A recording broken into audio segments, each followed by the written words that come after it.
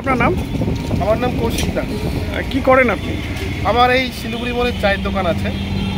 বললাম এই যে একজন আদিযোগী যাচ্ছে সাইকেল নিয়ে, দেখা গেল আপনি তাকে জলের বোতল দিলেন, কি উদ্দেশ্যে? উদ্দেশ্য সেরকম না, অ্যাকচুয়ালি আমাদের রায়গঞ্জ থেকে উনি যাচ্ছে আর একটা ভগবানের দৃশ্যতে যাচ্ছে, জল একটা প্রয়োজনীয় জিনিস। তাই আমার মনোভাব হলো তাকে একটা যতটুকু নিজের স্বার্থের মধ্যে হয় তাকে একটু জলটা দিই, কারণ রাস্তাঘাটে চলতে গেলে জলটা বিশেষ দরকার। খাবার না খেলেও চলবে, কিন্তু জল বিশেষ দরকার। সেই উদ্দেশ্যে আমি তাকে নিজের থেকে জলটা দিচ্ছি, যাতে যতটুকু পারে এই জলটা খেয়ে তার তৃষ্ণাটা মেটানো যায়। কি বার্তা দেবেন?